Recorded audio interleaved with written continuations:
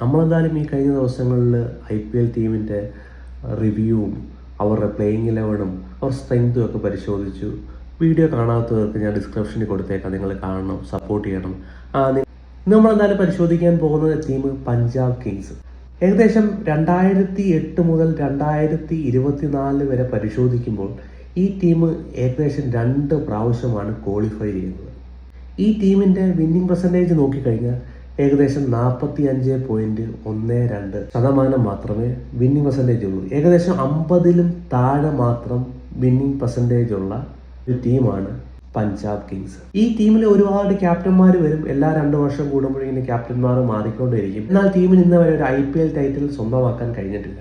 ഇവരങ്ങനെ കാലഘട്ടത്തിനനുസരിച്ചുള്ള പ്ലേയേഴ്സിനെയൊക്കെ ടീമിനൊപ്പം ചേർത്തുവെങ്കിലും ടീമിന് നല്ലൊരു പെർഫോമൻസ് കാഴ്ചവെക്കാൻ ആ പ്ലേയേഴ്സിനെ കൊണ്ടൊന്നും ആയില്ല. അവർ 2025 എന്താ ചെയ്തെന്നറിയാമോ? എല്ലാ പ്ലേയേഴ്സിനും അവരുടെ ക്യാപ്റ്റനെയും അടക്കമുള്ള എല്ലാ പ്ലേയേഴ്സിനെയും എടുത്ത് പുറത്ത് കളയും. KKRന് വേണ്ടി കഴിഞ്ഞ വർഷത്തെ ട്രോഫി ഉയർത്തിയ ശ്രേയസ് അയ്യറിനെ പൊന്നുവില കൊടുത്ത് ടീമിനൊപ്പം ചേർന്നു. പിന്നെ ഒരു അഗ്രസീവ് ക്രിക്കറ്ററായ പ്രോ ക്രിക്കറ്ററായ പോണ്ടിങ്ങിനെ അവർ കോച്ചായിട്ട് കൊണ്ടുവരുന്നു. അപ്പൊ ടീം മാനേജ്മെന്റ് അതിലത് കണ്ടത് 2019-2020 കാലങ്ങളിൽ ആ ശ്രേയസ് അയ്യരും പോണ്ടിങ്ങും തമ്മിലുള്ള ഒരു കെമിസ്ട്രി ഉണ്ടായിരുന്നു. അത് വർക്കൗട്ടായ ഒരു കെമിസ്ട്രിയാണ് അവർ തമ്മിലുള്ളത്.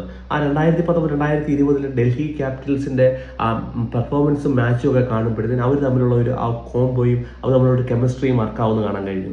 ആ ഒരു കെമിസ്ട്രി വർക്കാവുമെന്ന് അറിയാൻ വേണ്ടിയാണ് പഞ്ചാബ് കിങ്സ് ഇവരെ രണ്ടുപേരെ ടീമിനൊപ്പം ചേർക്കുന്നത്. അതുകൂടാണ്ട് അർഷ്ദീപ് സിംഗിനെ ടീമിലേക്ക് റിട്ടേൺ ചെയ്യുന്നു. ചഹാലിനെ പൊന്നുവില കൊടുത്ത് ടീമിലേക്ക് കൊണ്ടുവരുന്നു.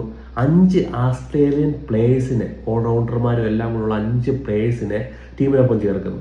പോണ്ടിങ് ഇത്രമാത്രം ഫേവറസ് ഒന്നും കാണിക്കാൻ പാടില്ലായിരുന്നു. ഏകദേശം 8 പേരെ സെലക്ട് ചെയ്യാം വിദേശ താരങ്ങൾ. അതിൽ 5 പേരും ആസ്ട്രേലിയ. എല്ലാ ഡോളറും കൂടെ ആസ്ട്രേലിയയിലേക്കിട്ട് നീ കൊണ്ടുപോകരുതേ.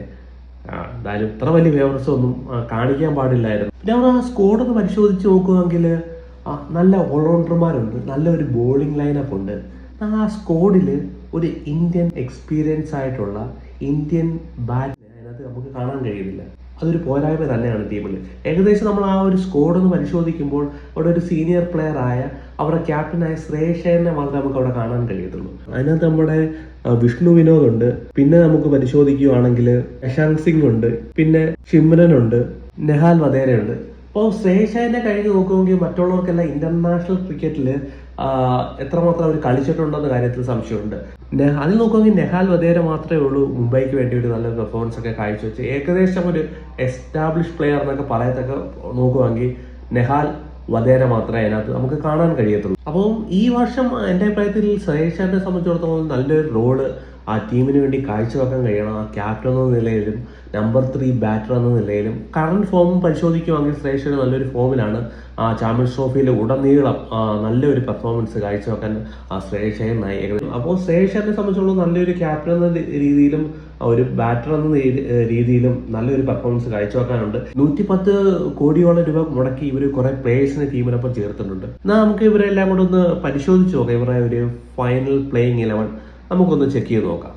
ഓപ്പണറായിട്ട് പ്രഭാവ് ഷിമ്രൻ വരാനായിരിക്കും ചാൻസ്. പുള്ളിക്കാരൻ്റെ നല്ലൊരു ക്രിക്കറ്റ് കരിയർ തന്നെയാണ്. ഡൊമസ്റ്റിക് ക്രിക്കറ്റ് ഒക്കെ പരിശോധിക്കുമ്പോൾ നല്ലൊരു ക്രിക്കറ്റർ തന്നെയാണ്. ഏകദേശം 2373 റൺസ് ഡൊമസ്റ്റിക്കിൽ എടുക്കാൻ പുള്ളിക്കായിട്ടുണ്ട്. സ്ട്രൈക്ക് റേറ്റ് നോക്കുമ്പോൾ ഏകദേശം 145 റൺസിന്റെ സ്ട്രൈക്ക് റേറ്റ് പുള്ളിക്ക് ഡൊമസ്റ്റിക് ക്രിക്കറ്റിലുണ്ട്. എന്തുകൊണ്ടും പ്രഭാവ് ഷിമ്രനെ സംബന്ധിച്ചിടത്തോളം നല്ലൊരു ഓപ്ഷനാണ്. ഒരു വിക്കറ്റ് കീപ്പർ കൂടിയാണ്. നല്ലൊരു പെർഫോമൻസ് കാഴ്ചവെക്കാൻ പുള്ളിക്ക് ഈ വർഷം കഴിയും. രണ്ടാമത് നമ്മളോട് പരിശോധിക്കേണ്ടത് ആര്യയാണ്. ആര്യയെ സംബന്ധിച്ചിടത്തോളം ഏകദേശം 166 സ്ട്രൈക്ക് റേറ്റ് ഉള്ള ഒരു പ്ലെയർ ആണ്. ഏകദേശം ഡൊമസ്റ്റിക് ക്രിക്കറ്റിൽ നല്ലൊരു പെർഫോമൻസ് ഒക്കെ കാഴ്ചവെക്കാൻ പുള്ളിക്ക് കഴിയും. നല്ലൊരു ഓപ്പണിംഗ് കോമ്പിനേഷൻ ആണ് എന്നാണ് ഞാൻ കരുതുന്നത്.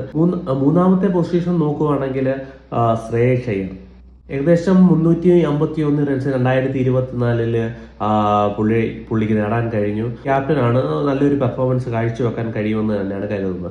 പിന്നെ നോക്കുമ്പോൾ മാക്സ്വെല്ലിനെ സംബന്ധിച്ചുള്ള 2024 മാക്സ്വെല്ലിന് മറക്കേണ്ടിയിരിക്കുന്നു. ഏകദേശം 10 കളിയിൽ നിന്ന് 52 റൺസും 5 ഡക്കുമാണ് മാക്സ്വെൽ ആയത്.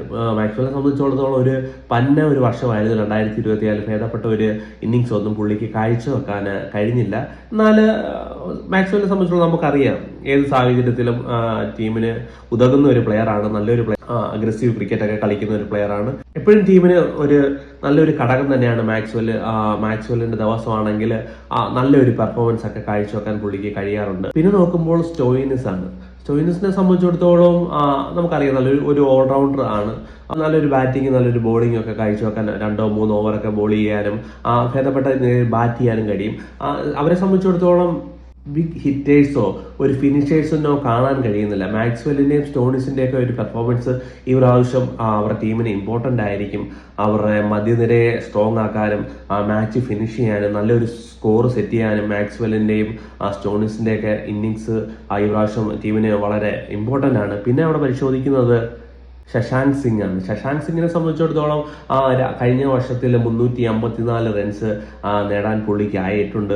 എന്തുകൊണ്ടും നമ്പർ 6 പറ്റിയൊരു ഓപ്ഷൻ തന്നെയാണ്. നല്ലൊരു പ്ലെയറാണ്.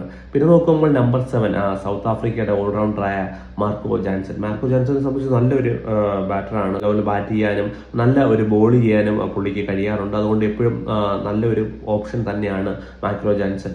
പിന്നെ അവിടെ പരിശോധിക്കേണ്ടത് ദിൽപ്രീത് ബാർ. നല്ലൊരു സ്പിൻ ബോളർ തന്നെയാണ് ബാർ. നല്ല രീതിയിൽ ബോളൊക്കെ ചെയ്യാൻ കഴിയുന്ന ഒരു ബോളറാണ്. നല്ലൊരു സ്പിൻ ഓപ്ഷൻ തന്നെയാണ്. പിന്നെ അവിടെ പരിശോധിക്കേണ്ട അവർ റിട്ടേൺ ചെയ്ത അർഷ്ദീപ് സിംഗ്. ഇപ്പോൾ നമ്മുടെ മോഡേൺ ക്രിക്കറ്റിൽ അർഷ്ദീപ് സിംഗ് നല്ലൊരു 2020 ബോളർ തന്നെയാണ്. വേൾഡ് കപ്പിലായാലും ഉടനീളം നല്ലൊരു പെർഫോമൻസ് 2020 വൈറ്റ് ബോളിൽ കാഴ്ചവെക്കാൻ അർഷ്ദീപ് സിംഗിനായിട്ടുണ്ട്. ആ ഒരു പെർഫോമൻസ് അർഷ്ദീപ് സിംഗ് ഇവിടെയും കാഴ്ചവെക്കുമെന്ന് തന്നെയാണ് ഞാൻ കരുതുന്നത്. പിന്നെ ഞാൻ അവിടെ നമ്പർ 10 കൊണ്ടുവരാൻ ആഗ്രഹിക്കുന്ന പ്ലെയർ ലോക്കി ഫെർഗസൺ ആണ്. ലോക്കി ഫെർഗസനെ സംബന്ധിച്ചിടത്തോളം ഇഞ്ചുറിയുടെ കൺസേൺ ഒക്കെ ഉണ്ട്. എങ്കിലും ഇഞ്ചുറി ഫ്രീ ആണെങ്കിൽ ഒരു നല്ലൊരു ഓപ്ഷൻ തന്നെയായിരിക്കും. പ്രത്യേകിച്ച് ഇന്ത്യൻ സാഹചര്യത്തിന് ഒത്ത് കളിക്കാൻ പറ്റുന്ന ഒരു പ്ലെയറാണ്. നല്ലൊരു ഓപ്ഷൻ തന്നെയാണ്. പിന്നെ നമ്പർ 11 പരിശോധിക്കുകയാണെങ്കിൽ ചഹാൽ. ഈ പ്രാവശ്യം പൊന്നുവില കൊടുത്ത് ടീമിനൊപ്പം ചേർത്ത് ആണ് ചഹാലിനെ സംബന്ധിച്ചുള്ള ഇന്ത്യൻ ടീമിലേക്ക് വേണ്ടത് അത്യാവശ്യമാണ്. വലിയ ഏജ് ഒന്നും ആയിട്ടുമില്ല. എന്നാൽ നല്ലൊരു പെർഫോമൻസ് ചഹാലിന് ഈ വട്ടം കാഴ്ചവെക്കാൻ കഴിയട്ടെ. പിന്നെയും മടിച്ചിരിക്കുന്ന സെലക്ടർമാർക്ക് ചഹാലിനെ ടീമിലേക്ക് കൊണ്ടുവരാൻ കഴിയുന്ന തരത്തിലുള്ള ഒരു പെർഫോമൻസ് ചഹാലിനെ കാഴ്ചവെക്കാൻ കഴിയട്ടെ എന്ന് തന്നെ കരുതുന്നു. എന്നാലും ഞാൻ വിചാരിക്കുന്നു ശ്രേയസ് പോണ്ടിങ്ങിന് ഈ ടീമിനെ ഒരു പ്ലേ ഓഫിലേക്കൊക്കെ കൊണ്ടുചെല്ലാൻ കഴിയും. പിന്നെ ഇവിടെ പരിശോധിക്കുമ്പോൾ ബാറ്റിങ്ങിന്റെ ഡെപ്തിന്റെ ഒരു കുറവാണ്. അയ്യറിനെയും മാക്സ്വെല്ലിനെയും സ്റ്റോണിസിനെയൊക്കെ സംബന്ധിച്ചോളം നല്ലൊരു പെർഫോമൻസ് കാഴ്ചവെക്കണം. ടീമിനെ നല്ലൊരു സ്കോർ സെറ്റ് ചെയ്യാനായാലും ചേസ് ചെയ്യാനായെങ്കിലും ഇവർ മുമ്പിൽ നിന്ന് നയിക്കണം. എന്നാൽ മാത്രമേ ഈ ടീമിന് ചാൻസ് ഉള്ളൂ. എന്തായാലും ഒരു പൈസയൊക്കെ മുടക്കി ഒരു ടീമിനെ കൊണ്ടുവന്ന് അത്രമാത്രം നല്ലൊരു ടീമാണോ എന്ന് ചോദിച്ചാൽ അല്ല. എന്നാൽ ഒരു ഭേദപ്പെട്ട ഒരു ടീമെന്ന് പറയാം.